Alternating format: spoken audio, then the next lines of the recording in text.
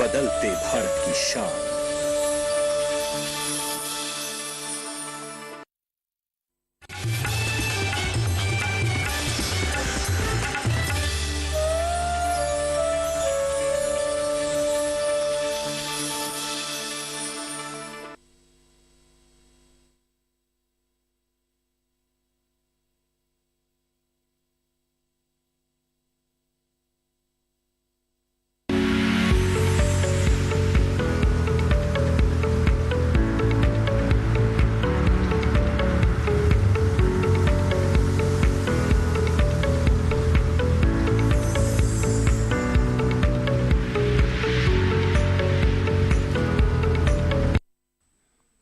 नमस्कार, स्वागत है आपका हेलो किसान में। आपके साथ मैं हूं अंजू सिंह। हेलो किसान एक लाइव फोन इन कार्यक्रम है जहां हम पशुपालन से संबंधित तमाम जो अलग अलग विषय हैं उसके बारे में बात करते हैं, खेती किसानी से जुड़ी नई तकनीक के बारे में आपको जानकारी देते हैं।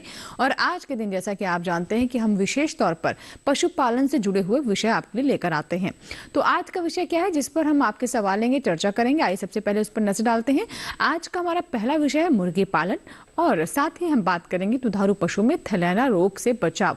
थनैला रोग किस तरीके से खतरनाक हो सकता है, इससे बचाव क्यों करना जरूरी है और कौन कौन सी विशेष बातें हैं जो कि ध्यान रखनी जरूरी हो जाती हैं, इसके बारे में भी अपने विशेषज्ञों से हम जानेंगे। 2 टोल फ्री नंबर आप नोट कर लें जिस पर आप कॉल कर सकते हैं, अपने सवाल हम तक पहुंचा सकते हैं। 1800-113060, दूसरा नंबर नोट कर लें 1800-113061। टोल फ्री यानी इन पर आपका कोई शुल्क नहीं लगेगा। तो सोचना क्या है, अगर किसी भी तरह की समस्या है, मुर्गी पालन से जुड़ी कोई जानकारी चाहते हैं या फिर थनैला रोग के बारे में विस्तार से जानना चाहते हैं या फिर आपके पशु में से कोई संकेत दिख रहे हैं जिनको लेकर आप आशंकित हैं, तो जरूर हमें कॉल करें। 2 मेहमान हमारे साथ स्टूडियो में रहेंगे जो कि आज के विषय पर चर्चा करेंगे, साथ ही आपके सवालों के जवाब देंगे। उनसे आपकी मुलाकात करवा देते हैं। हमारे साथ डॉक्टर चंचल भट्टाचार्य जी हैं। सर बहुत स्वागत है आपका कार्यक्रम में। और आप हमें आपके बारे में बता दें, आप जिला पशुपालन अधिकारी हैं दिल्ली सरकार में। और इसके अलावा डॉक्टर विपुल ठाकुर जी हैं, आप असिस्टेंट प्रोफेसर हैं पशु औषधि विज्ञान सरदार वल्लभ भाई पटेल कृषि एवं प्रौद्योगिकी विश्वविद्यालय मेरठ उत्तर प्रदेश में। तो दोनों मेहमानों से आप अब मुलाकात कर चुके हैं जहां हमें भट्टाचार्य सर जो है मुर्गी पालन के बारे में जानकारी देंगे, वहीं विपुल जी हमें बताएंगे कि किस तरीके से थनैला रोग काफी खतरनाक हो सकता है, कैसे इसे जाने, इसके लक्षण क्या है, और बहुत विशेष जानकारी आपको ये भी देंगे कि अगर थनैला रोग हो जाता है तो उस वक्त किसानों को किस तरह की सावधानी बरतनी होगी। तो चलिए आपके कॉल्स का इंतजार रहेगा। चर्चा की हम शुरुआत करते हैं। तो सबसे पहले मुर्गी पालन पर ही बात कर लेते हैं। डॉक्टर भट्टाचार्य जी, मुर्गी पालन की अगर हम बात करें तो अब बहुत तेजी से बढ़ रहा है और व्यवसायिक दृष्टि से देखें तो इसमें काफी लाभ भी होता है, लेकिन उतनी ही सावधानी बरतनी भी बहुत जरूरी होती है, क्योंकि अगर चूजे बीमार हो गए या मुर्गियां बीमार हो गई तो हमारे मुर्गी पालकों को काफी नुकसान भी हो जाता है। तो अभी की स्थिति क्या है हमारे देश में मुर्गी पालन को लेकर? अभी सबसे बड़ी बात है जो सर्दियों की मौसम आ रहा है, आ ही गया। मान लीजिए हमारे उत्तरी भारत में सर्दियों का प्रकोप बहुत ज़्यादा होता है मुर्गी पालन के ऊपर। इसलिए जब सर्दी टेम्परेचर जब नीचे चला जाता है, तैसे मुर्गी का जो अंडा देने का क्षमता है, मीट प्रोडक्शन का जो क्षमता है, वो सारे नीचे चला जाता है, उसमें कॉम्प्रोमाइज सिचुएशन में आ जाता है। तो जो हमारे पशुपालक भाइयों मुर्गी पालन के साथ जुड़े हुए हैं, उनको कुछ बेसिक चीज मैं बताऊंगा जो उनको ध्यान में रखना पड़ेगा। सबसे बड़ी बात है, जैसे आप अगर शेड देखोगे, शेड यूजुअली होता है पूरब से पश्चिम तक, उत्तर और दक्षिण जो है वो खुला रहता है। तो वहां से ठंडी हवा अगर ना आए, उसके लिए जो बोरी है वो बोरी रख के उसको हवा चलने का रास्ता को बंद करना पड़ेगा। लेकिन इसमें ये कब से कब करेंगे, जैसे सूरज जब ढल जाता है और अगले दिन सुबह जब तक सूरज नहीं उठता है, तो ये जो टाइम है इसमें बोरी रखे वो रास्ता यानी बंद जो करना रातें चाहिए। ठंडी होती हैं उसका प्रभाव ना पड़े और मुर्गियां या चूजे जो हैं वो बीमार ना हो, इसलिए इस तरह की बातों का ध्यान रखना जरूरी हो जाता है। यानी कुल मिला के कहें कि उनका आवाज सर्दियों में किस तरह का होना चाहिए, कौन कौन से सुधार कहें या फिर बदलाव करने की मौसम के अनुसार या गिरते तापमान के अनुसार करने की जरूरत होती है। आइए देखते हैं मुर्गी पालन से जुड़ी हमारी ये रिपोर्ट।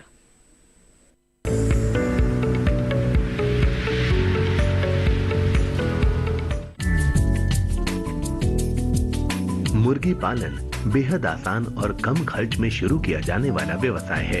खाद्य आपूर्ति में अंडा और मांस की लगातार बढ़ती मांग ने इसमें संभावनाएं बढ़ा दी हैं।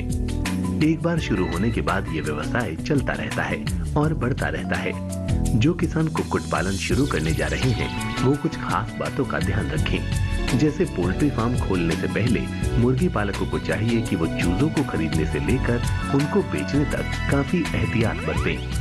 चूजे लेने से पहले बाड़े को कीटाणुनाशक दवा से अच्छी तरह धो लें और दीवारों पर भी छिड़काव कर दें। इसके अलावा चूजे स्वस्थ हों, उन्हें ऐसी जगह से खरीदें जहां जन्मजात बीमारियां ना हों। साथ ही चूजों को रानीखेत बीमारी का F1 स्ट्रेन और मेरिक्स बीमारी का टीका लगा होना चाहिए। तापमान का खास ध्यान रखना चाहिए क्योंकि चूजों को सही ताप की जरूरत होती है। मुर्गी पालन में 70% खर्च दाने पर होता है। मुर्गी को ताजा और संतुलित आहार दें। आहार देते समय उम्र का ध्यान रखें। साथ ही दाने को नमी रहित जगह पर रखना चाहिए, नहीं तो दाने में फफूंद लग सकती है जिससे मुर्गियों में बीमारी की आशंका बढ़ जाती है। क्योंकि बीमारियों से कुक्कुट पालन को काफी नुकसान हो सकता है और बीमारियों का सीधा असर मुर्गी के उत्पादन पर पड़ता है। ऐसे में बीमार मुर्गी को तुरंत स्वस्थ मुर्गी से अलग कर देना चाहिए। साथ ही रानीखेत, चेचक, लिम्फोसाइट, मेरिक्स रोग, कोरीजा व कोलाई रोग के लिए समय समय पर टीकाकरण जरूर कराना चाहिए।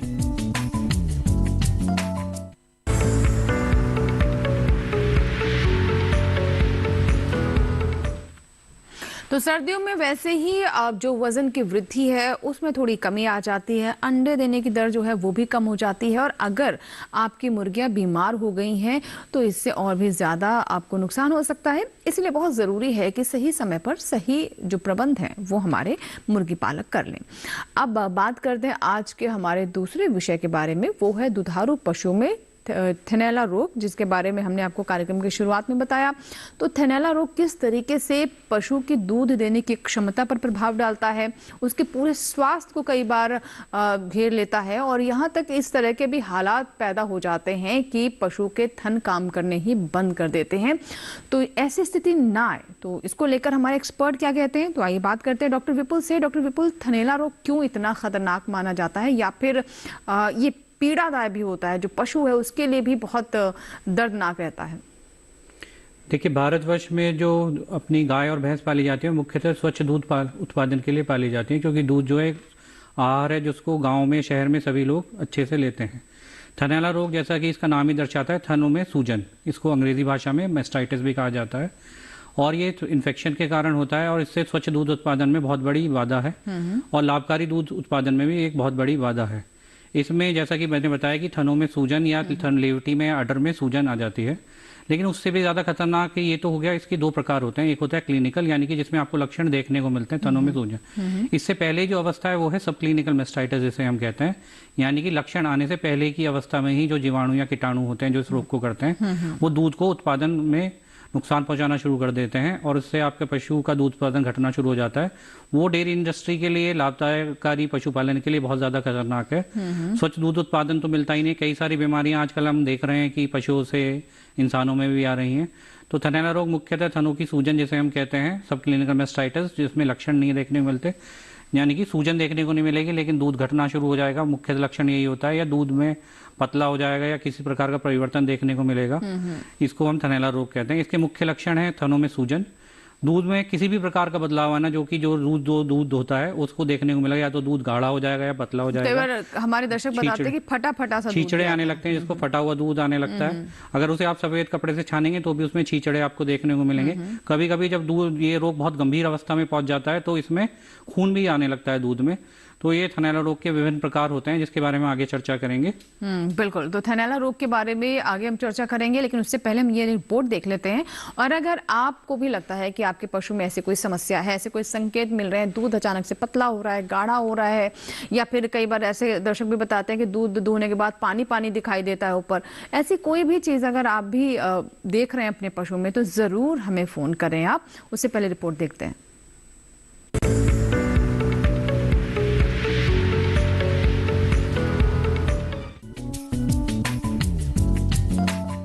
डेयरी व्यवसाय की सफलता पशु के बेहतर स्वास्थ्य में छुपी होती है।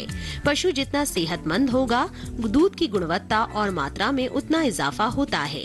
लेकिन कभी कभी थोड़ी सी लापरवाही बड़े नुकसान का सबब बन जाती है। ऐसे में चाहिए कि सही समय पर पशु चिकित्सक से सलाह ले। दुधारू पशुओं में होने वाला एक रोग पशु को काफी मुश्किलें पैदा करता है, जिसे थनैला रोग कहते हैं। दुधारू पशुओं के थन में सूजन, कड़ापन और दर्द का होना इस रोग के मुख्य लक्षण है, जिसका सीधा असर पशु की सेहत और फिर उत्पादन पर पड़ता है। साथ ही इस रोग में पशु के थन में सूजन आ जाती है, हाथ से छूने में गर्माहट महसूस होती है, उत्पादन में कमी आने लगती है, दूध में थक्के पड़ने लगते हैं, दूध का रंग भी बदल जाता है, दूध में फैट की मात्रा भी कम हो जाती है। ऐसे दूध का इस्तेमाल हमारे लिए नुकसानदायक होता है। अगर ये तमाम लक्षण दिखाई देते हैं तो पशुपालकों को चाहिए कि समय रहते सावधानी बरते। मुख्य रूप से थैलेला रोग विषाणु, जीवाणु, माइकोप्लाज्मा व कवक से होता है। संक्रमित पशु के संपर्क में आने, दूध दुहने वाले के गंदे हाथों, पशुओं के गंदे आवाज, खुरदरा फर्श और थन में चोट लगने व संक्रमण होने से भी ये रोग हो सकता है। इससे बचाव के लिए पशु को टीका लगवाए, साथ ही पशु चिकित्सक से संपर्क करें।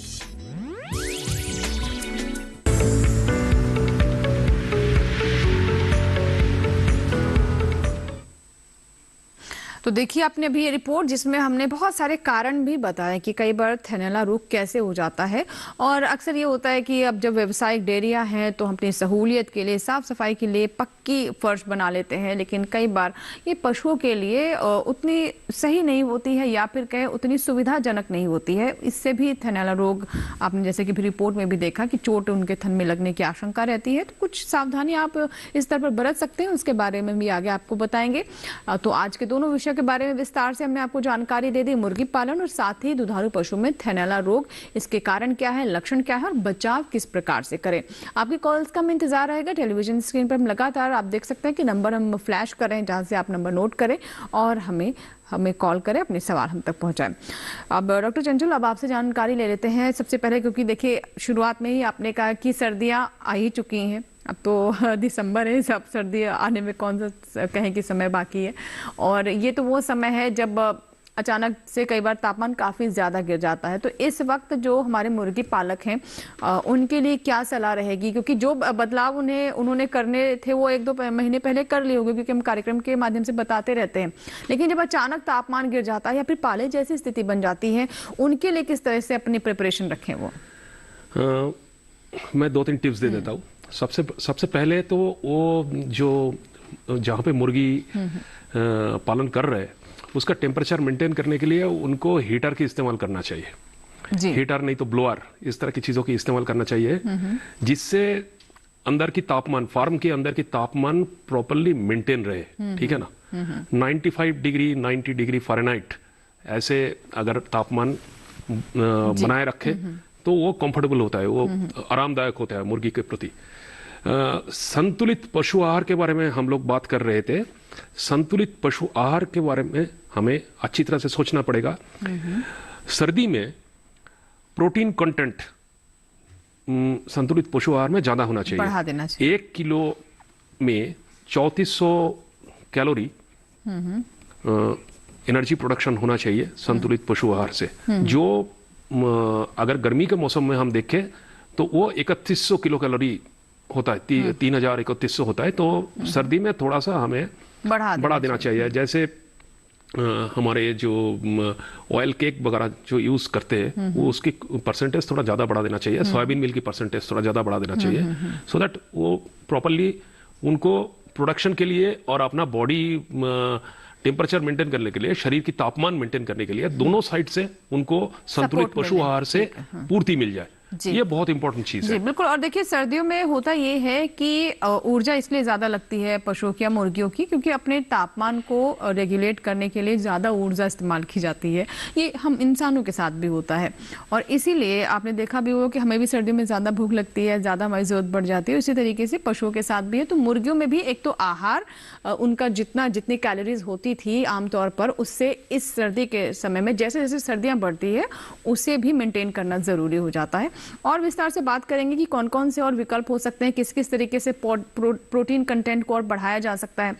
आइए बात करते हैं हरजिंदर जी हमारे साथ, जिन्होंने पंजाब से कॉल किया है। जी हरजिंदर जी, स्वागत है आपके लोग के सामने, बताइए क्या सवाल है। नमस्कार जी। नमस्कार। हाँ जी जी, पहले टेलीविजन की आवाज बंद कर दें हरजिंदर जी, आप अपना सवाल पूरा करें। जवाब सुनने के लिए आप वापस से आवाज कर सकते हैं। हेलो जी। हमारा एक ਮਾਝਾ ਜੀ, ਉਹਦੇ ਜਦੋਂ ਸੂਈ ਸੀਗੀ ਉਹਦੇ ਥਣ ਦੇ ਦੁੱਧ ਪੂਰਾ ਸੀ, ਦੂਏ ਤੀਏ ਥਣ ਦਾ ਦੁੱਧ ਇੱਕ ਥਣ ਚੋਂ ਕਮ ਦੁੱਧ आता है। एक थन से कम दूध आता है। हाँ, 5-7 धाराएं आती है। जी सर, आप समझ पा रहे हैं?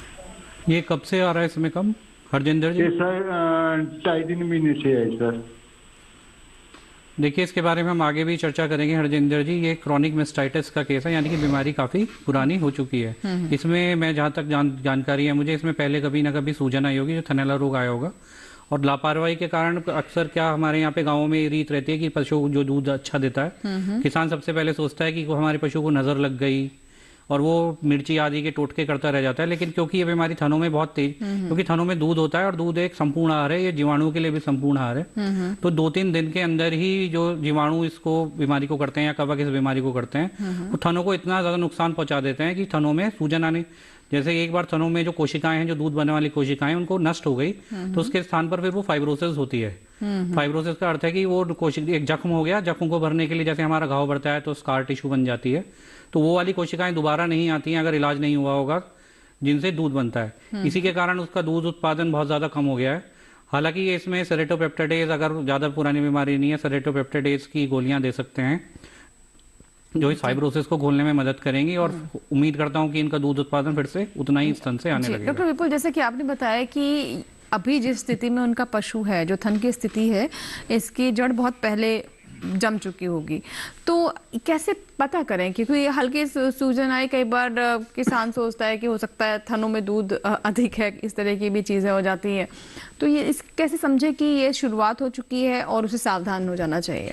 देखिए, जानकारी, पशुपालक को जानकारी पूरी होनी चाहिए, उसी के द्वारा ये बचाव कर सकता है। थनैला रोग भी एक ऐसी बीमारी है जिसमें बचाव इलाज से ज्यादा अच्छा है। एक तो इसका इलाज काफी महंगा होता है, दूसरा जैसे कि एक गुब्बारे को यदि एक बार आपने फुला दिया और उससे हवा आप निकाल भी देंगे तो अपनी वास्तविक स्थिति में कभी नहीं आता है। इसी प्रकार जैसे थनैला रोग, यदि पशु में सूजन आ गई, एक तो मैंने अभी पूर्व में बताया था सब क्लिनिकल मेस्टाइटिस, जिसमें लक्षण तो देखने को नहीं मिलते हैं लेकिन आंतरिक परिवर्तन आने शुरू हो जाते हैं। यदि उसी समय पे हम जांच दूध की करा लें तो उस समय इसका पूरी तरह से उपचार संभव है और दूध उत्पादन में कोई भी नुकसान देखने को नहीं मिलता है। लेकिन यदि एक बार सूजन आ गई और मैंने जैसे कि बताया, पशुपालक किसी भी कारणवश पशु अपने या तो झोला चाप से वो इलाज करा लेता है, जो कि सस्ता इलाज के चक्कर में, पैसे बनाने के चक्कर में पूरी दवाइयां नहीं लगाते हैं, वो पशु चिकित्सक के पास ना जाके खुद ही कोई देसी दवाइयां भी कारगर होती है, मैं ऐसा नहीं कहता हूँ कि आयुर्वेदिक या देसी दवाइयां कारगर, लेकिन जब एक बार इन्फेक्शन आ गया तो उस समय एंटीबायोटिक थेरेपी करा लेनी बहुत जरूरी होती है। तो इसी अगर वो, क्योंकि 2-3 दिन भी रह गया, मैंने जैसे बताया, थनों में दूध बनाने वाली कोशिकाएं होती हैं, और यदि एक बार वो नष्ट हो गई तो फिर फाइब्रोसिस हो जाता है, थन में गांठें पड़ जाती हैं, तो उतना दूध उत्पादन वास्तविकता में हमें पूरा नहीं मिलता है।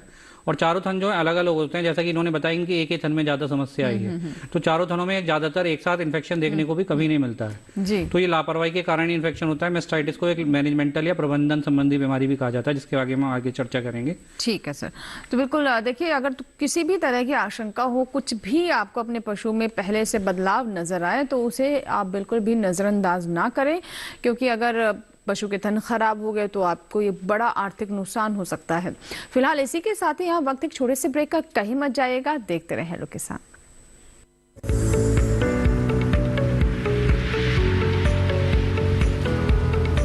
अरे भाई, सुना नहीं क्या?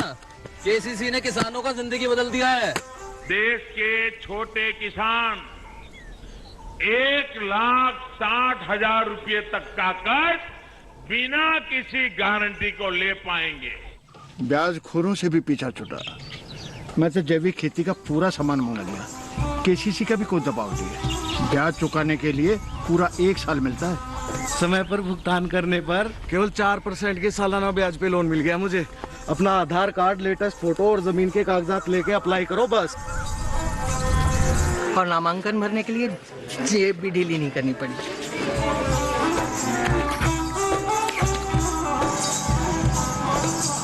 चाचा, उधार चुकाने के 24 घंटे के बाद उतने ही पैसे वापस निकाल सकते हैं।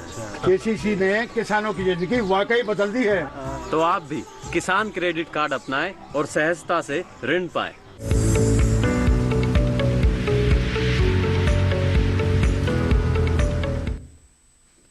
ब्रेक के बाद एक बार फिर आपका स्वागत है। आप देख रहे हैं हेलो किसान। आज हम बात कर रहे हैं मुर्गी पालन के बारे में और साथ ही हमारा दूसरा विषय भी आज का बहुत महत्वपूर्ण है, वो है दुधारू पशुओं में थनैला रोग।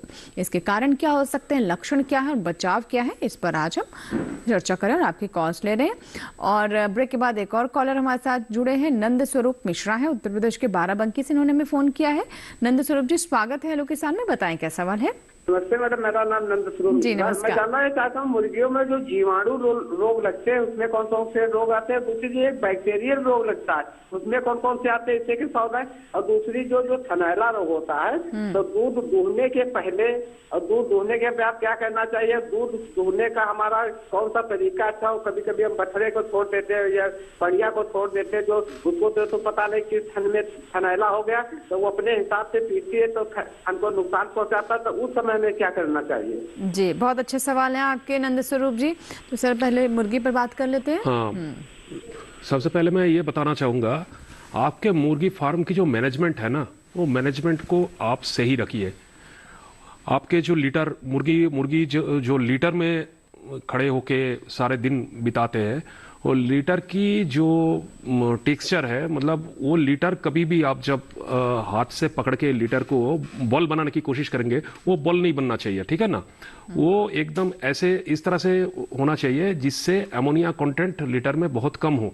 इसलिए आपको पता है मुर्गी अलग से पेशाब नहीं करते, यूरिनेट नहीं करते। उनके जो स्टूल आता है उनका जो वाटर कंटेंट होता है, उसमें वाटर कंटेंट ज्यादा होता है और उसमें नाइट्रोजन कंटेंट भी, अमोनिया नाइट्रोजन कंटेंट बहुत ज्यादा होता है। तो अगर उसके जो लीटर है, लीटर अगर केक्ट हो जाएगा, लीटर अगर भीगा हो जाएगा तो उससे बैक्टीरियल इन्फेक्शन स्प्रेड करने की भी जरूरत, हम देखे ऐसे इंसिडेंट्स हो सकता है। जैसे साल्मोनेलोसिस है, इकोलाई है, इस तरह के इन्फेक्शन बहुत कॉमन है मुर्गियों में। तो अगर हम मैनेजमेंट ठीक नहीं करेंगे, अगर हम लीटर को प्रॉपर्ली मेंटेन नहीं करेंगे तो कॉक्सिडियोसिस भी हो सकता है। इस तरह की चीजों से बचने के लिए सबसे पहले आपको मैनेजमेंट ठीक करना पड़ेगा। आपको देखना पड़ेगा मुर्गी फार्म के अंदर में टेम्परेचर ठीक है क्या, उसमें जो हवा सही ढंग से चल रहा है क्या, ये बहुत महत्वपूर्ण है। तो इस तरह की चीज आपको देखना पड़ेगा। बाकी रही बात वैक्सीनेशन की, वैक्सीनेशन तो जैसे स्टैंडर्डाइज्ड वैक्सीनेशन हम करते हैं मुर्गियों को, जैसे लासोटा स्ट्रेन हम वैक्सीन करते हैं, फिर गांबोरो का वैक्सीनेशन होता है। ये तो आपको बना के रखना पड़ेगा, जैसे शेड्यूल आपको पशु चिकित्सक बताएंगे उसी हिसाब से आपको ये वैक्सीनेशन का शेड्यूल भी बना के रखना पड़ेगा। बिल्कुल। और वैक्सीनेशन के बारे में तो हम अक्सर अपने दर्शकों से कहते हैं, किसानों से, पशुपालकों से, कि वैक्सीनेशन जरूर करवाएं। कई बार किसान या फिर जो भी हम पशुपालक की बात कर रहे हैं वो इसे उतनी तरजीह नहीं देते हैं, लेकिन जब नुकसान होता है तब समझ आता है कि वैक्सीनेशन कराना कितना जरूरी था। और एक दूसरा सर सवाल था इनका थनैला से जुड़ा हुआ, उसके बारे में क्या बताना चाहेंगे। जी, नंद किशोर जी ने एक तरह से जो कारण मास्टाइटिस के होते हैं उसके बारे में जानना चाहा है। तो इसके बारे में मैंने पहले भी जैसे कि कहा कि मुख्यतः प्रबंधन या मैनेजमेंट संबंधी बीमारी है। कारण ये है कि क्योंकि जीवाणु और विषाणु तो पर्यावरण में प्रचुर मात्रा में उपलब्ध होते ही होते हैं। जब भी कोई लापरवाही होती है, थनों में चोट लगती है, जैसा कि आपने पहले भी बताया था कि आजकल पक्का फर्श यूज होना शुरू हो गया है, और वो अगर उबड़ खाबड़ होता है तो जब भैंस उस पर बैठती है, गाय उस पर बैठती है, तो उसको अंदर ही अंदर कोई ना कोई चोट लग जाती है। और क्योंकि पर्यावरण में ये जीवाणु विषाणु उपलब्ध होते हैं तो उस समय वो इन्फेक्शन कर देते हैं। दूसरा, दूध निकालने के बाद थन का मुंह खुल जाता है और वो लगभग आधे से पौन घंटे तक खुला रहता है। तो यदि वो दूध उस समय पशु जमीन पर बैठ जाएगा तो भी उसको जमीन से इन्फेक्शन आ जाता है। दूसरा, हम अक्सर क्या करते हैं कि थनों को दूध निकालने से पहले तो धोते हैं, लेकिन थनों को दूध निकालने के बाद नहीं धोते हैं। और मैंने जैसे कि बताया, दूध निकालने के बाद थनों का मुंह खुल जाता है, तो दूध उस समय इन्फेक्शन अंदर हाथों के माध्यम से, यदि गंदे हाथों से हमने दूध निकाल लिया तो थनों के अंदर इन्फेक्शन चला जाता है। फिर इन्होंने एक और बात पूछी थी कि जो गाय, वो जो उसका बछड़ा या बछिया जो भी है, उसको कब उसको दूध पिलाना है। तो ज्यादातर शुरू में तो हम लोग शुरू में ही दूध पिलाते हैं, लेकिन बाद में क्या करता है पशुपालक, लालच उसे आ जाता है कि वो जो बचा हुआ दूध होता है सिर्फ उसी को उसको थनों पे छोड़ता है। तो अक्सर पशुशाला में मक्खियां भी होती हैं, थन में चोट भी हो सकती है, जैसा कि उन्होंने कोई बताया। तो एक तो अगर मेस्टाइटिस है पशु को, तो जिस थन में चोट लगी है या मेस्टाइटिस है उस दूध से दूध नहीं पिलाना चाहिए, क्योंकि जो उसके दांत वगैरह से थनों में और चोट लगेगी और मेस्टाइटिस की बीमारी और ज्यादा फैल जाएगी। दूसरा, दूध हमें पशु को जो इसका लवारा या बछिया है उसको पहले ही पिला लेना चाहिए, क्योंकि यदि दूध उसने पूरी तरह से थन खाली नहीं किया तो उसमें दूध रह जाएगा, और जैसा कि मैंने बताया कि थन का मुंह खुला हुआ होता है दूध निकालने के बाद, तो जीवाणु उसमें प्रवेश करेंगे तो उन्हें आहार मिलेगा और वो बहुत तेजी से बीमारी को करेंगे। जी, शैलेश कुमार है एक दर्शक बिहार से, उन्होंने कॉल किया है। शैलेश जी, स्वागत है आपका हेलो किसान में, बताएं क्या प्रश्न है। मैं कैमूर में दुर्गावती। हाँ जी। हाँ मैडम, मुझे बिहार में कैमूर जिला में बॉयलर फार्म खोलना है। बहुत अच्छी बात है। और तो उसमें केंद्र, अभी राज्य सरकार से कोई सब्सिडी नहीं मिल रही है। तो मैं केंद्र से पूछना चाहता हूँ कि केंद्र सरकार के द्वारा क्या योजनाएं अभी सब्सिडी का लागू है। ठीक है डॉक्टर चंचल, क्या इसके बारे में आप बता पाएंगे?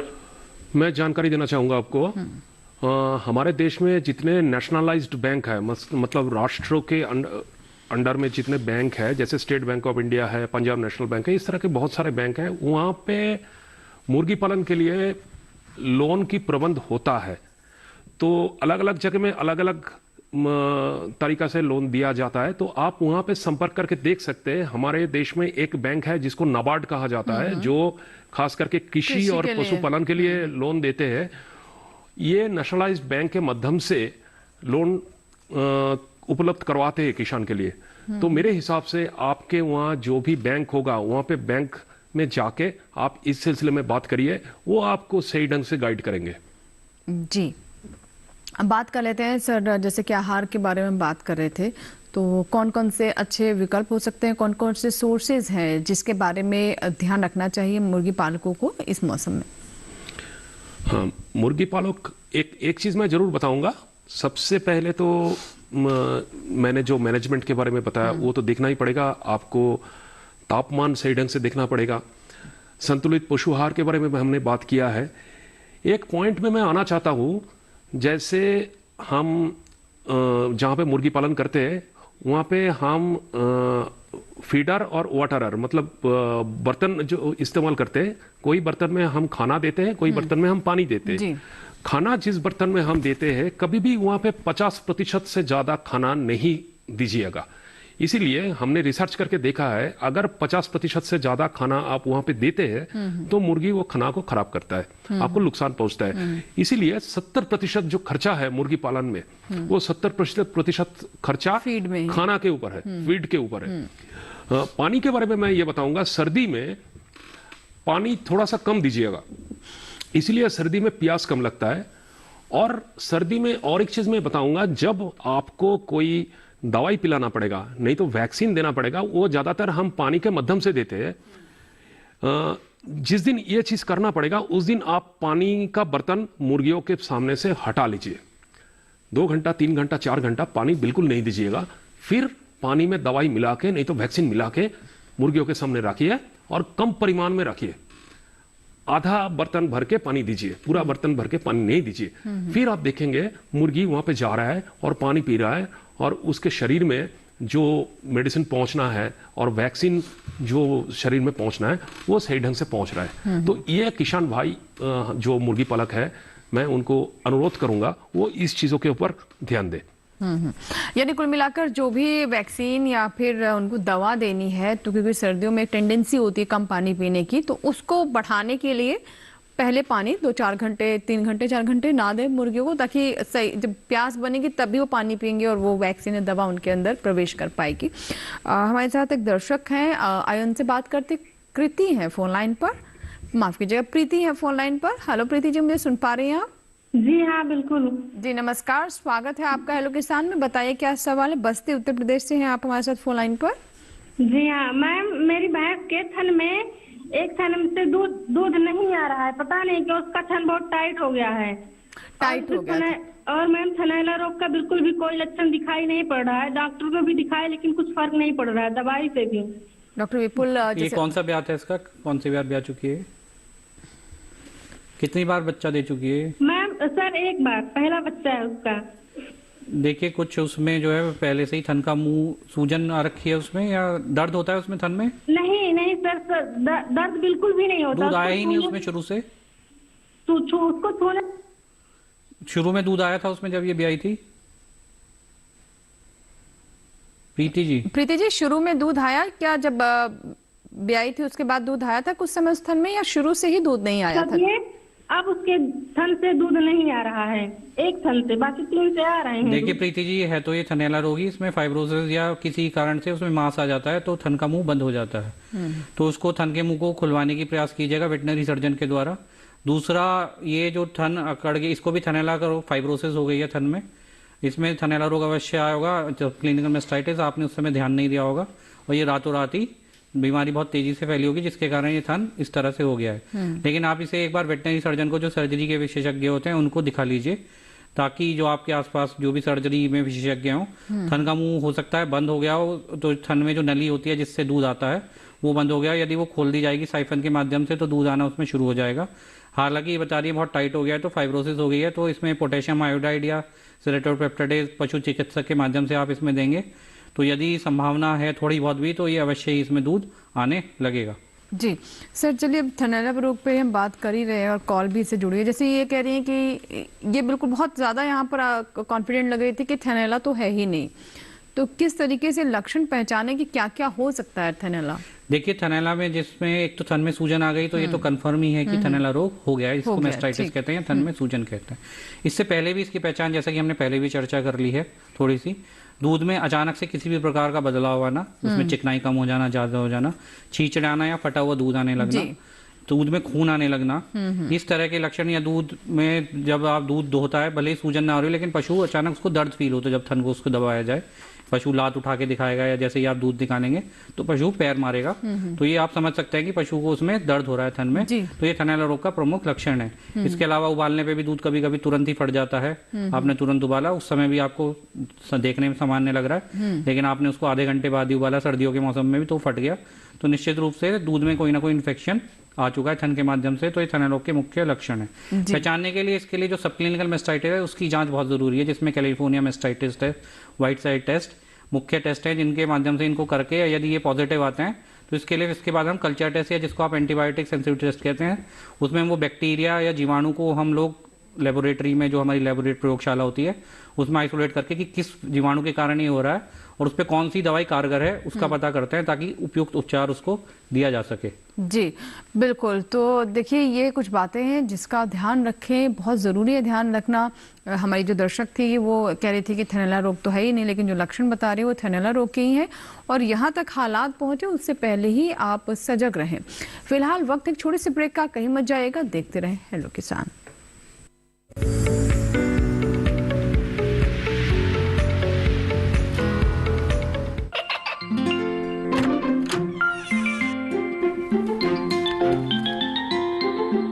ये क्या हो रहा है? काशवी, इतने कम मार्क्स?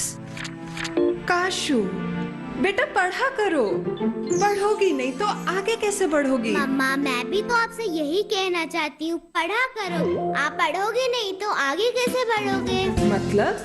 वो देखो, सिर्फ बैक पर छपा ऑर्गेनिक नहीं, ऑर्गेनिक का निशान पहचानिए। पीजीएस ऑर्गेनिक का ये लोगो उन किसानों की पहचान है जो आज भी परंपरागत विधि से रसायन मुक्त खेती कर आपके लिए शुद्ध फसल उपजा रहे हैं।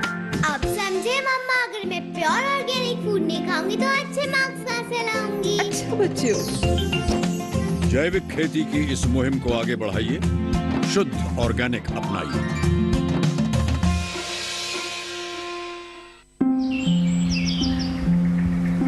अरे अरे अरे क्या कर रहा है? इधर इधर इधर, हम बोल रहे हैं तेरे बीजू का। पुतला बोल रहा है? हाँ, पक्षियों से तो हम खेत को बचा लेते हैं, पर इन घातक रसायनों से कैसे बचाएं? मतलब? देख बेटा, तू जो ये अंधाधुंध रसायन मिलाता है ना, मिट्टी की सेहत बिगड़ने लगी है, और जब माटी ही कमजोर पड़ जाएगी तो उपज कैसे सेहतमंद होगी? हाँ? अरे पहले ऐसा नहीं था, पूछना अपने बड़े बुजुर्गों से, कैसे फसल लहलहाती थी, शुद्धता झलकती थी। हाँ, माटी भी तंदुरुस्त और लोग भी। अरे अब पहली वाली बात कहाँ? पर अब तो सभी डाले हैं। सब नहीं, आज भी लाखों जागरूक किसान परंपरागत विधि से फसल उगा रहे हैं। खर्चा कम और उपज की कीमत भी बेहतर पा रहे हैं। ठीक है भाई, मैं भी आज से जैविक खेती शुरू करूंगा।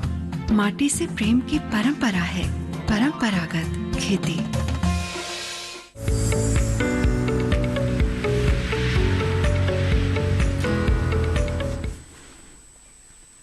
ब्रेक के बाद एक बार फिर आपका स्वागत है। आप देख रहे हैं लोग किसान। आज हम बात कर रहे हैं मुर्गी पालन के बारे में और साथ ही थैलेला रोग क्यों होता है पशुओं में, इसके कारण क्या है, लक्षण क्या है, बचाव किस प्रकार से कर रहे हैं, इसके बारे में भी आज हम आपको जानकारी दे रहे हैं। एक कॉलर है जो कि हमारे साथ फोन लाइन पर जुड़ चुके हैं। आइए हम बात करते हैं। राधा है, राधा जाट, जिन्होंने मध्य प्रदेश से हमें कॉल किया है।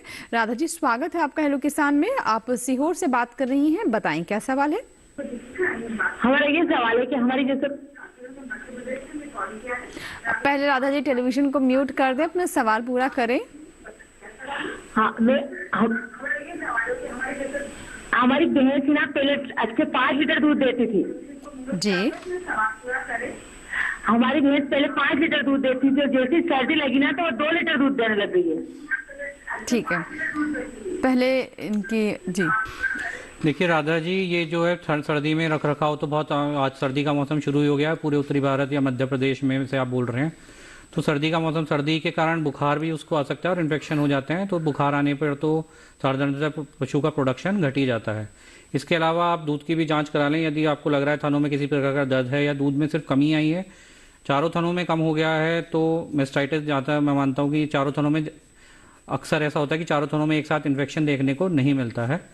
तो एक तो बुखार की जांच आप अवश्य करा लें और उसको डिवॉर्मिंग की टैबलेट यानी कि पेट के कीड़ों की गोलियां भी साथ में दे दें, बुखार की दवाइयां साथ में दें और दूध की जांच करा लें। जैसा कि मैंने अभी बताया था कि किस कारण से वो थैलेला रोग हो रहा है उसकी जांच करा लें और पशु चिकित्सक के पास जाके थैलेला रोग की दवाइयां, एंटीबायोटिक्स वगैरह तुरंत ही लिखवा लें, देरी ना करें। क्योंकि दूध कम हुआ है तो माना जा सकता है कि थैलेला रोग भी हो रहा हो, लेकिन अभी जैसे कि सर्दी बता रही हैं तो मेरा मुख्य लगता है कि इनको पशु को बुखार आया होगा ठंड सर्दी के कारण, जिसके कारण से अभी इनको घटा है। तो उसको कंबल के आदि की व्यवस्था करें, ठंडा पानी ना दें, उसको धूप दिखाएं, पशु को नहलाएं ना उसको रोज पशु को, और बाड़े में साफ सफाई रखें पशु के, उसके नीचे गद्दा डाल दें पशु के नीचे ताकि वो उसको सर्दी ना लगे, ताकि वो वापस प्रोडक्शन पे लौट सके। जी, आइए मुर्गी पालन पर बात कर लेते हैं। तो सर, अब आपसे समझना चाहेंगे कि इस समय वैक्सीनेशन कितना महत्वपूर्ण है और कौन कौन से वैक्सीन दिए जाने चाहिए मुर्गियों को? वैक्सीनेशन बहुत महत्वपूर्ण है मुर्गी पालन में। आपने देखा है, पहले हम सभी ने देखा है, पहले महामारी के कारण हमारे देश में बहुत सारे मुर्गियों की डेथ होती है। बर्ड फ्लू का भी हम भुगत चुके हैं, बर्ड फ्लू का। तो जैसे जिस तरह से ब्रॉयलर मुर्गी पालन में सबसे पहले जब हैचरी में डे ओल्ड चीक होता है, जब अंडा से बच्चा निकलता है, तभी मारेक्स डिजीज की वैक्सीन दी जाती है। इसके बाद में जब फार्म में हम बच्चे को लेके आते हैं, ब्रूडिंग स्टेज में जब ब्रूडर में हम बच्चे को रखते हैं, तब हम उसको रानीखेत डिजीज की वैक्सीन देते हैं, एफ स्ट्रेन वैक्सीन और लासोटा वैक्सीन हम कहते हैं, वो देते हैं। फिर हम गम्बरो डिजीज की वैक्सीन भी देते हैं। गम्बरो डिजीज कुछ दिन पहले भी इंडिया में एक बहुत बड़ा समस्या था, अभी भी समस्या है।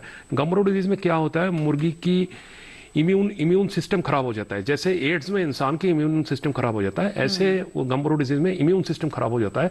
और कभी क्या होता है, जब इम्यूनिटी खत्म हो जाएगी, जब रोगों से लड़ने की क्षमता खत्म हो जाएगा, तब बहुत सारे दूसरे रोग आके मुर्गी को काबू कर लेते हैं और मुर्गी की डेथ हो जाती है। तो ये तीनों वैक्सीन फिलहाल ब्रॉयलर इंडस्ट्री में हम देते हैं, जो बहुत महत्वपूर्ण है। जो मुर्गी अंडा देते हैं लेयर में जो वैक्सीनेशन की प्रोसीड्योर है वो बहुत लंबा है। मारेक्स डिजीज की वैक्सीन तो दी जाती है, लासोटा वैक्सीन भी होता है। इसके बाद में R2B स्ट्रेन की वैक्सीन दी जाती है, जो न्यूकासल डिजीज की, रानीखेत डिजीज की खिलाफ दी जाती है। इसमें वैक्सीनेशन प्रोसीड्योर अलग से होता है, इसीलिए करीब 1.5 साल लेयर मुर्गी को हमारे फार्म में रखना पड़ता है अंडे उत्पादन की वजह से। तो ये बहुत महत्वपूर्ण है। अगर आप मुर्गी पालन करेंगे तो वैक्सीन के साथ कोई भी तरीका से आप कॉम्प्रोमाइज नहीं कर सकते हो। जी जी जी, वो बहुत इंपॉर्टेंट है। निर्मल सिंह है एक दर्शक जिन्होंने लखनऊ से हमें कॉल किया है, उत्तर प्रदेश से हमारे कॉलर। जी निर्मल जी, बताएं किस बारे में आप जानना चाहते हैं? हमने बछिया पाली थी एक। जी जी, तो हमने 11 महीने की बच्चियां पाली, 11 महीने गाभण हो गई थी, वो ब्याही तो ब्याने से पहले उनको थनैला रोग हो गया था। ठीक है सर। निर्मल जी, ये अक्सर देखने में आता है कि थनैला रोग जो है जब ब्याने से लगभग 1 महीने पहले, क्योंकि दूध का उत्पादन आयन में शुरू हो जाता है, जो अडर है उसमें शुरू हो जाता है, तो थनैला रोग हो सकता है। जैसा कि मैंने बताया कि एक रखरखाव संबंधी रोग है, तो यदि और वो जब पशु बैठता है, फर्श पे बैठता है, तो या तो थनों में उसके चोट लग जाती है, या थनों में फर्श पे बहुत ज़्यादा इन्फेक्शन होता है, मलमूत्र बहुत ज़्यादा इकट्ठा हो रखा होता है, तो उसमें वो इन्फेक्शन चला जाता है। ये देखने में आता है कि 15 से 1 महीने पहले, जो ब्याने से पहले पशुओं में थनैला रोग देखने में खूब आता है। तो इससे बचाव के लिए अब तो आपको उसका इलाज ही कराना होगा। अब तो ब्याह गई होगी मुझे लगता है कि इनकी पशु, तो उसका थनैला का वो इलाज करा लें प्रॉपर तरीके से। इसके अलावा बचाव के लिए आगे भी सावधानियां बरतने की जरूरत है, तो मैं इस रोग से बचाव के क्या क्या तरीके हैं उन पर भी प्रकाश डाल देता हूँ। इसमें ये थन में किसी भी प्रकार के चोट के कारण ज़्यादातर होता है, और चोट लगने के बाद जो जीवाणु जो पर्यावरण में है या विषाणु, वो इन्फेक्शन को बहुत तेज़ी से फैलाते हैं और थनैला रोग को करते हैं। तो एक तो पक्के फर्श हैं, यदि आपके उबड़ खाबड़ फर्श हैं, उबड़ खाबड़ फर्श तो होना ही नहीं चाहिए। जो पक्के फर्श हैं उन पर भी आप गद्दा डालें, ताकि पशु जब बैठे तो उसके थनों पर बैठे हुए दबाव ना पड़े। दूसरा, हम अंगूठे के विधि माध्यम से, इस हड्डी के माध्यम से दूध को निकालते हैं, इससे प्रेशर पड़ता है थन पे, तो इससे भी लगातार थन में चोट लगती रहती है और दूसरे और तीसरे ब्याह पे अचानक से दूध आना बंद हो जाता है। तो हमें मुट्ठी विधि के माध्यम से, यानी कि हमें अंगूठा ऐसे रखना है और मुट्ठी से भींच के ही दूध निकालना है, ताकि थनों पे दबाव, एक जगह पे दबाव ना पड़े और उसमें चोट ना लगे, जिसके कारण आगे जाके थनैला रोग उसमें ना पनपे। तीसरा, आजकल सर्दियां भी आ गई हैं, तो पशुपालक क्या करते हैं, बहुत गर्म पानी से भी थनों को धो देते हैं। थन जो होते हैं बहुत कोमल होते हैं, तो उनको बहुत गर्म पानी से नहीं, हमें उंगली डाल के पानी में देख लेना चाहिए। अगर हमारी उंगली उसमें हम आराम से टिका पा रहे हैं पानी में, उतने ही गर्म पानी लेना चाहिए, कि बहुत तेज गर्म पानी से नहीं धोना है। तो दूध को निकालने से पहले थनों को कम से कम पानी से धोएं, पानी या फिर लाल दवाई का इस्तेमाल करें, अगर पानी तो कम से कम कर ही लें। और दूध निकालने के पश्चात भी हम थनों को अवश्य धोएं, उसमें हम लाल दवाई का इस्तेमाल कर सकते हैं। तीसरा, जो अभी पहले भी चर्चा की थी, जो बछिया है, बछड़ा उसका छोटा है, उसको दूध पहले ही पवासने के लिए पिलाएं थनों से, यदि दूध पिला रहे हैं। और यदि किसी थन में चोट लगी है तो उससे दूध उसे ना पिलाएं। तीसरा, अक्सर ये होता है थन में जब थनैला रोग हो जाता है तो दूध उसमें पशुपालक छोड़ने लगता है। हमें पशु को दर्द तो होगा, लेकिन दूध, मैंने जैसे कि बताया कि दूध एक जीवाणु के लिए भी अच्छा माध्यम है ग्रो करने के लिए। यदि हम उसमें से दूध नहीं निकालेंगे, उस समय हमें साइफन दबा के तो दूध ना निकालें, दूध में टीट साइफन लगा के दूध लगा देंगे, दूध अपने आप ही उससे पूरा बह जाएगा। दूध नहीं होगा तो इन्फेक्शन ज्यादा नहीं फैलेगा। इसके अलावा एंटीबायोटिक सेंसिटिव टेस्ट करा के उसका उपचार कराना है।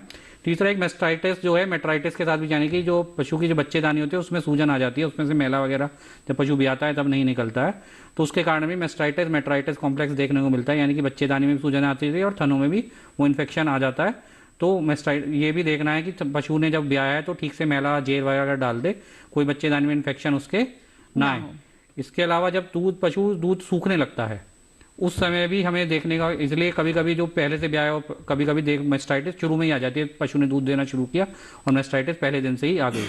तो जब दूध पशु को हमें सुखाना है तो उसके अंदर भी थनों के अंदर डालने वाली दवाइयां आती हैं। जब हमें पता है कि आज हमें आखिरी दिन दूध निकालना है, तो आखिरी दिन दूध निकालने के पश्चात उसके थनों में हम दवाई डाल दें, अंदर चढ़ा दें, ट्यूब्स आती हैं या पशु चिकित्सक के माध्यम से चढ़वा दें, ताकि वो इन्फेक्शन कोई उसमें जो गया वो ना रहे और अगले ब्याह पे वो आपको परेशान ना करे। जी जी, ठीक है। तो बहुत सारे आपने एक तरीके से बचाव की बात बताई है कि अगर आप चाहते हैं कि आपके पशु में ये समस्या ना आए, उनके थन स्वस्थ रहें, तो शुरुआत से क्या करना है, और अगर हो जाता है तो उस वक्त हमारे जो किसान हैं, जो पशुपालक हैं, किन बातों का ध्यान रखें या फिर कैसे उसकी हालत को बेहतर करें। अब डॉक्टर चंचल से बात कर लेते हैं। सर, एक हम अभी बात कर रहे थे बायोसिक्योरिटी के बारे में, तो ये मुर्गी पालन में क्या होता है, बायोसिक्योरिटी का अर्थ क्या है और क्यों महत्वपूर्ण है? बायोसिक्योरिटी एक बहुत महत्वपूर्ण चीज़ है मुर्गी पालन में। अगर हम मुर्गियों को रोकथाम से बचाना चाहेंगे तो बायोसिक्योरिटी के कुछ प्रयोग हमें करना ही पड़ेगा। बायोसिक्योरिटी क्या है? बाहर से जो रोग आते हैं उसको मुर्गी फार्म तक ना आने देने की जो कोशिश है हमारी, वो बायोसिक्योरिटी के मेजर कहते हैं उसको। सबसे पहले तो जहाँ पे आपका मुर्गी फार्म है वहाँ पे आपको ये चीज़ देखना पड़ेगा, बाहर से कोई आदमी ना आए वहाँ पे। बाहर के जो आवारे कुत्ते हैं जो इधर उधर घूमते रहते हैं, वो कुत्ते वहाँ पे प्रवेश ना करें। जब आपके फार्म में फीड लेकर आएंगे, नहीं तो दूसरा चीज़ लेके आएंगे, जो गाड़ी आएंगे वो फार्म का जो एंट्री पॉइंट है, जहाँ पे गेट है फार्म का, वहां पे एक ऐसे करके ढलाव होना चाहिए जहां पे पोटेशियम परमैंगनेट पानी रहेगा, जिस पानी के अंदर से ट्रक नहीं तो कोई भी गाड़ी आए वो गुजरेंगे, ठीक है ना। तो इससे क्या होगा, बाहर से जो कीटाणु और विषाणु आ सकते हैं उसके ऊपर काफी हद तक हम रोकथाम लगा सकते हैं। ब्रॉयलर फार्मिंग में खास करके ऑल इन ऑल आउट जो प्रोसेस है वो हमें फॉलो करना पड़ेगा। ऑल इन ऑल आउट क्या है मैं बता देता हूँ। जब हम फार्म में मान लीजिए 5000 मुर्गी को लेके आते हैं, 5000 मुर्गी को जब 40 दिन के बाद हम तैयार कर लेंगे, 40-42 दिन के बाद जब हम तैयार कर लेंगे, सारे मुर्गियों को हम एक साथ मार्केट में बेच देंगे, ठीक है ना। फिर जब हमारे फार्म खाली हो जाएंगे, हमारे फार्म खाली होने के बाद कम से कम 1 हफ्ते की टाइम लेके हम वो फार्म को प्रॉपर्ली डिसइंफेक्ट करेंगे, ठीक है ना। सारे जो लिटर मटेरियल है, लिटर मटेरियल को बाहर कर देंगे। अंदर में जो खास करके फार्म में जिस तरह की मटेरियल हम यूज करते हैं, जो जाली है, वो जाली के कोने कोने में इन्फेक्शन घुसे रहते हैं, वो जाली को प्रॉपर्ली डिसइंफेक्शन करेंगे, फ्यूमिगेशन करेंगे प्रॉपर्ली। इस तरह से हम पहले फार्म को प्रॉपर्ली डिसइंफेक्ट करके उसके बाद में 1 हफ्ता बाद में फिर दूसरे चूजे को फार्म में लाएंगे। अगर इस तरह की चीज हम फॉलो करते हैं तब काफी हद तक हम हमारे मुर्गियों को रोग बीमारी से बचा सकते हैं। बिल्कुल, तो ये कुछ बातें हैं। देखिए, बीमारी का इलाज तो आप तब करेंगे जब बीमारी आपके फार्म में आ जाएगी, बीमारी जो आपकी मुर्गियां हैं उनमें घुस जाएंगी। लेकिन अगर आप शुरुआत से ही जो मोड हो सकते हैं इन्फेक्शन आने की, बीमारी आने के, उन पर ही ध्यान देंगे, उनको ही इस तरीके से मैनेज करेंगे कि ऐसी स्थिति ना आए, तो ट्रीटमेंट की कोई स्थिति नहीं बनेगी, ट्रीटमेंट का कोई खर्चा नहीं होगा। और जो हम लगातार कहते हैं कि precaution is better than cure, ये चाहे मनुष्यों की बात हो या फिर पशुओं की। फिलहाल इसी के साथ ही वक्त एक छोटे से ब्रेक का।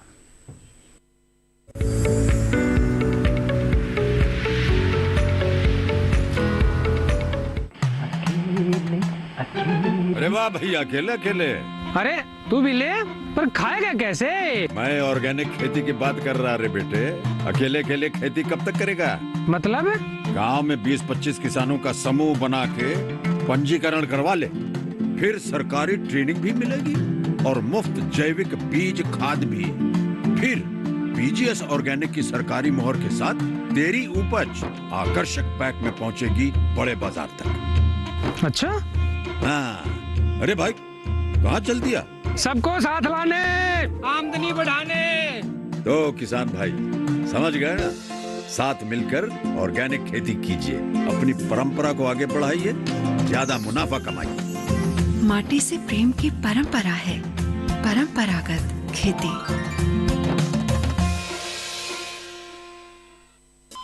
अरे सुन तो। मुझे क्या सुनाना चाहते हो? जो सुनाओ मेरी सौतन को। किसको? अरे वही तुम्हारा मोबाइल फोन जिससे सुबह शाम दिन रात चिपके रहते थे और कहते थे किसान कॉल सेंटर से बातें हो रही हैं। अच्छा ये बात है। हाँ, क्यों? क्या हुआ? अब बात नहीं होती क्या? अब तो झट से बात हो जाती है। ऐसा क्या? हाँ, अब तो ज्यादा लाइनें और खास तकनीक के कारण खेती के माहिरों से तुरंत बात हो जाती है। और अगर कभी लाइन व्यस्त हो तो अपनी समस्या फोन पर रिकॉर्ड करा दो, वहाँ से फोन आ जाता है और समस्या की हल का मैसेज भी आ जाता है। ये देखो आ गया। अरे वाह, इसका मतलब इंतजार की घड़ी अब खत्म। हाँ। तभी मैं सोचूं कि आजकल मुझ पर इतना प्यार क्यों आ रहा है। कृषि संबंधी समस्याओं का अपनी भाषा में तुरंत हल पाने के लिए पूरे भारत में किसी भी फोन से हेल्पलाइन नंबर पर संपर्क करें। किसानों का दोस्त किसान कॉल सेंटर।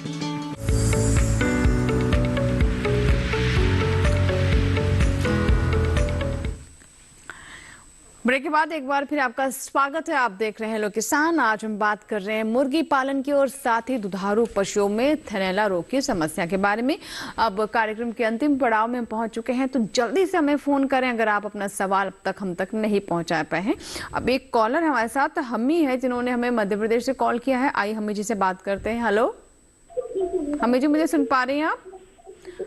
हाँ जी। जी जी, हमी लाल पवार जी हैं जी। बताइए, बताएं सवाल, बताएं अपना सवाल। मैडम मेरे पास भैंस है। जी हाँ, सुन रही हो?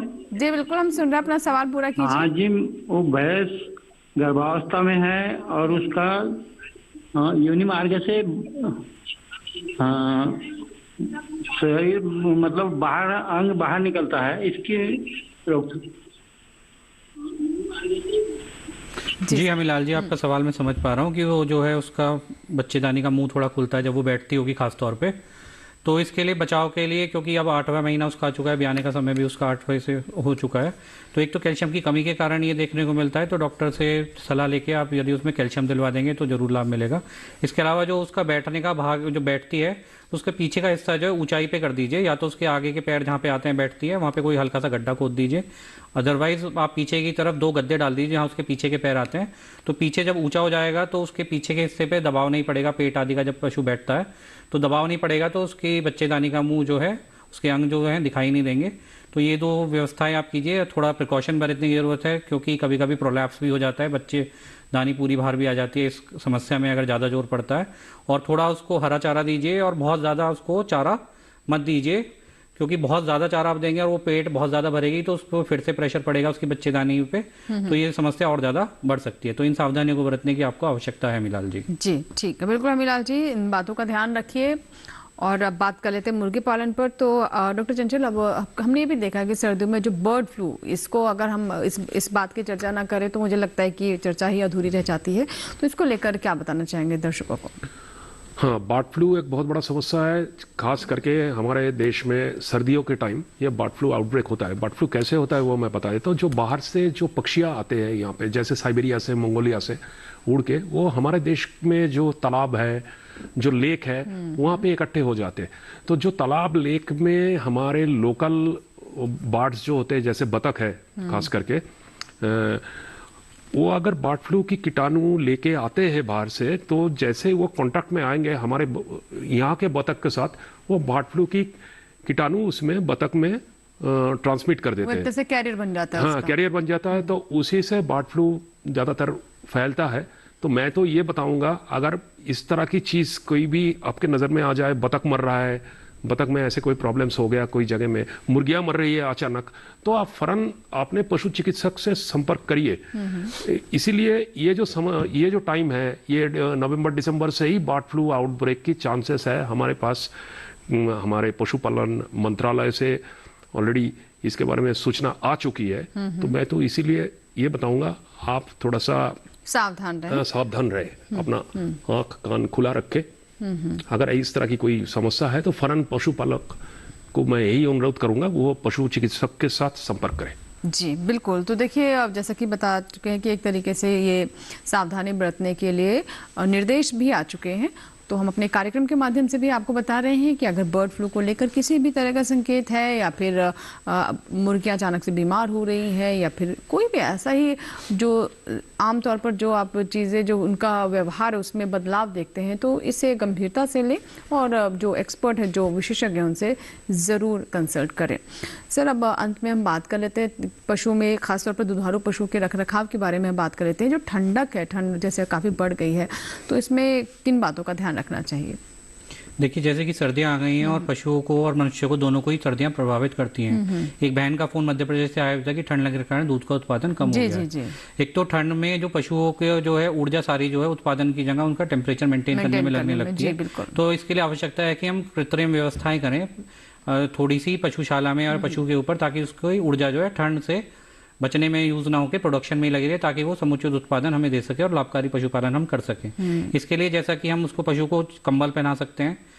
सुबह के समय हमें अत्यधिक सर्दी के समय या शाम के समय पशु को बाहर ना बांधे, जब धूप निकल आए तभी पशु को हम बाहर बांधे।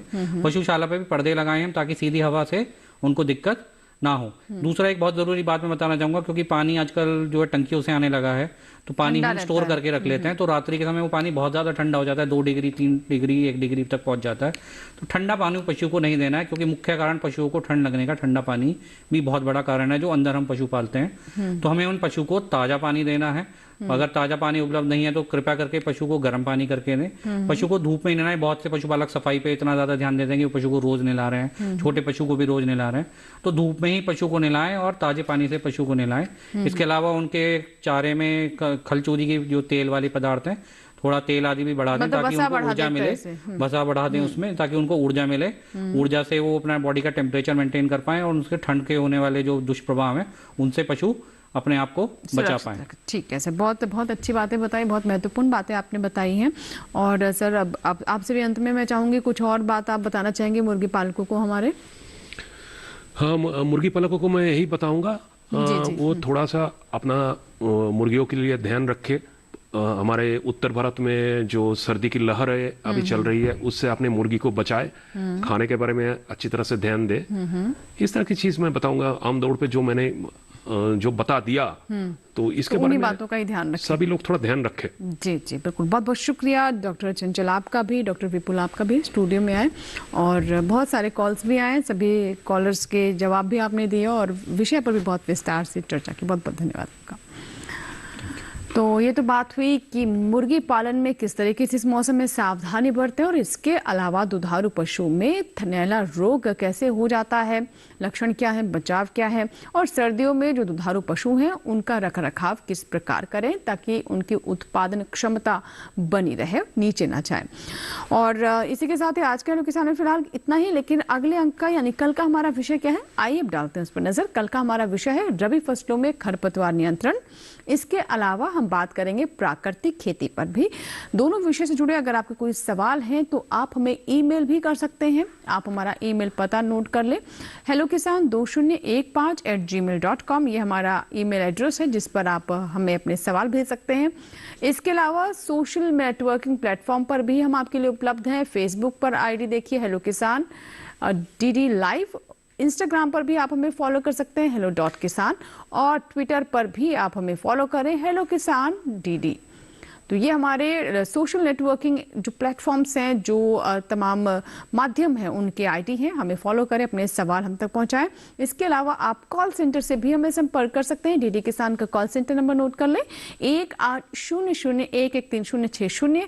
सोमवार से शनिवार सुबह 6 बजे से रात 10 बजे के दरमियान आप हमें कॉल करें और अपने सवाल इस पर रिकॉर्ड करें, जिन्हें हम कार्यक्रम में शामिल करेंगे। जाते जाते एक और बात बता देते हैं आपको कि आप हमारा एक कार्यक्रम हमारे YouTube चैनल पर भी देख सकते हैं। डीडी किसान YouTube पर भी उपलब्ध है, जिसका आईडी है @DD किसान चैनल, और इस QR कोड को स्कैन कीजिए और देखिए हमारा कार्यक्रम यानी हेलो किसान हमारे YouTube चैनल पर। आप आज के कार्यक्रम को भी YouTube चैनल पर देख सकते हैं। अगर शुरुआत से आप नहीं देख पाए हैं, किसी जानकारी को आप ठीक से सुन नहीं पाए, तो भी आप YouTube पर जाएं और हमारे कार्यक्रम देखें। इसी के साथ ही यहाँ लेंगे आपसे इजाजत। उम्मीद करते हैं कि आज के कार्यक्रम में जो जानकारियां हमने आप तक पहुंचाई हैं, चाहे वो थनैला रोग हो या फिर मुर्गी पालन से जुड़ी हुई जानकारियां हैं, हमारे पशुपालकों को जरूर उनसे लाभ होगा। नमस्कार।